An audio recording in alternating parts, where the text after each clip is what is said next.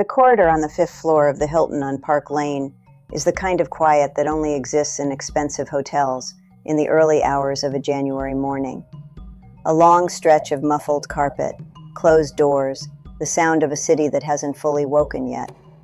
A housekeeper's cart, a knock, no answer, another knock, then a keycard pressed to a lock, and a door swinging open into a room that would change the way a generation understood grief. It was January 15, 2018, 9:16 in the morning. They found Dolores O'Riordan face down in the bathtub of room 578. The woman who had written Zombie, the woman whose voice had crossed from a small town in County Limerick all the way to the top of the charts in more than 30 countries. She was 46 years old. The official verdict, delivered months later by a Westminster coroner, was accidental drowning following sedation by alcohol, a blood alcohol level of 0.33%, 5 empty miniature bottles, a full-size champagne bottle, and prescription medication found in therapeutic amounts. What that verdict could not explain, what no verdict ever could, was why she was there alone, in that room, on that night. After everything she had survived, after everything she had said.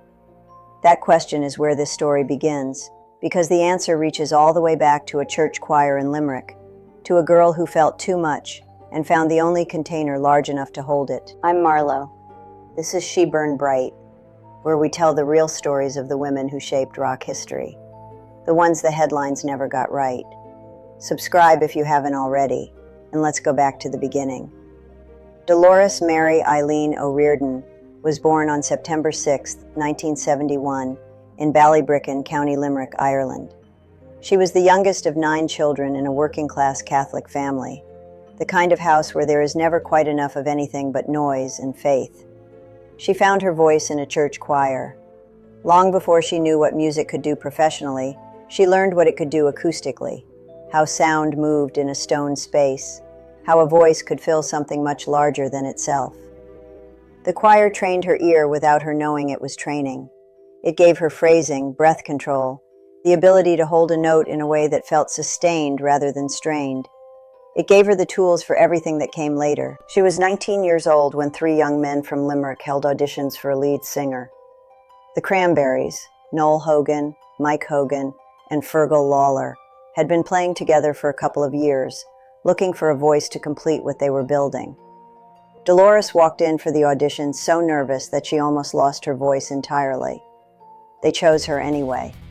What she had was not just a voice, it was a presence, a quality of emotional directness that made the room feel different when she opened her mouth. 3 years of recording, rehearsing, and figuring out how to sound like themselves on tape. The result was everybody else is doing it, so why can't we? Delicate, melodic, full of jangling guitars and love songs that sounded distinctly, unabashedly Irish. The album reached #1 in the United Kingdom and eventually sold more than 12 million copies worldwide. Dolores was 22 years old. The whole world knew her name. And then March 1993 happened, and nothing was the same again. On March 20th, 1993, 2 IRA bombs hidden inside litter bins exploded in Warrington, England, during a busy Saturday afternoon. Jonathan Ball was 3 years old. He had gone into town to buy a Mother's Day card. Tim Perry was 12. He was in town with friends. Both children died, Jonathan within minutes. Tim, 5 days later, after being kept alive on a respirator while his parents made an unbearable decision. Dolores O'Riordan heard about Warrington and could not look away. She described the experience of writing Zombie not as a creative decision, but as a compulsion. She had to write it, in the same way that you have to breathe. She sat down with the anger and grief she could not contain in any other form, and she built it into a song that sounded nothing like anything the Cranberries had done before. Distorted guitars, a thunderous, relentless rhythm, a voice that could rise into something between a wail and a demand. Lyrics that named tanks and guns and bombs, that asked directly and without softening, when does this stop?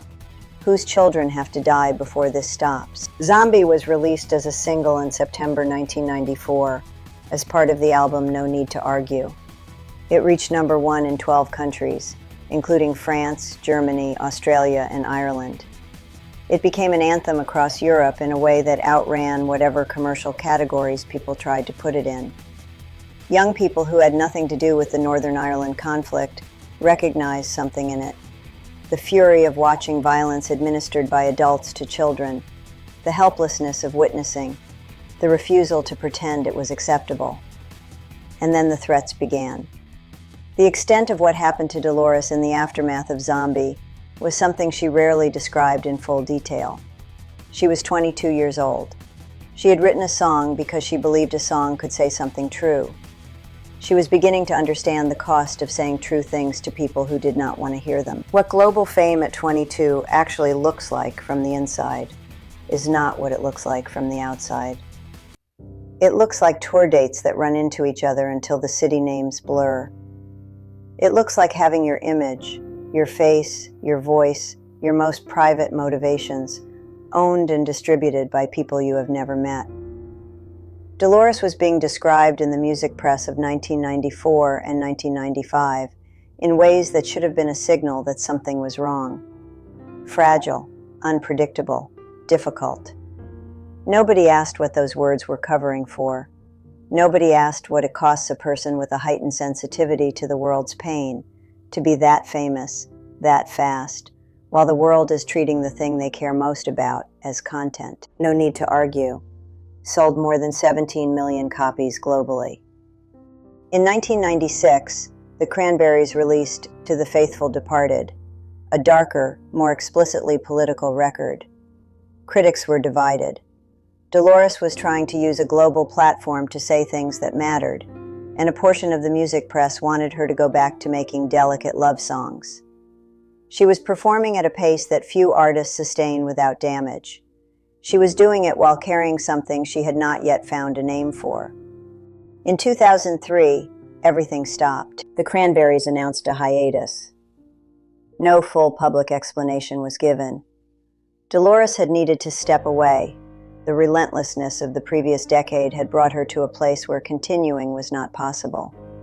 She withdrew from touring, from recording, from the machinery of being famous. She had married Don Burton in 1994, a Duran Duran tour manager she'd met on the road. They had 3 children, Taylor Baxter, Molly Lee, and Dakota Rain. Dolores gave interviews in those years about the difficulty of being both a mother and a rock musician, the guilt of leaving, the exhaustion of being present, the way neither role ever allowed you to feel like you were doing enough. The Cranberries reunited in 2009. Dolores came back cautiously. The voice was still there. Roses was released in 2012 and was followed by another world tour. Those who knew her well from this era saw a woman managing something fragile and complicated behind the public face. In 2014, after 15 years of marriage, Dolores and Don Burton divorced. The following year brought the diagnosis that, looking back, reframes everything that came before it. In 2015, Dolores O'Riordan was diagnosed with bipolar disorder. She spoke about it in interviews with a careful, deliberate honesty. She described the relief of a name, knowing that the thing she had been living with since at least her 20s had a shape, a clinical reality, a treatment protocol. She called the medication life-changing. She was 44 years old and she had been living with an unnamed condition through the fastest and most demanding years of her life. The world tours, the death threats, the political scrutiny, the impossible pressure of following Zombie with something worthy of it. All of that, unmedicated, undiagnosed, unnamed. And then she went back into the studio. One last time. By 2017, the Cranberries were working on new material. Dolores was recording, writing, showing up. The album that would become In the End was taking shape. She recorded her vocal tracks in Limerick, close to where she was born, close to the church choir, close to everything that had made her voice what it was. She had gone home. In January 2018, she traveled to London for a recording session.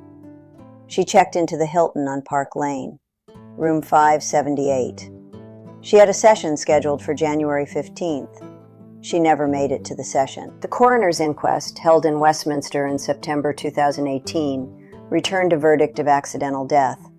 Blood alcohol level of 0.33%, a level that causes unconsciousness in most people and is potentially fatal on its own.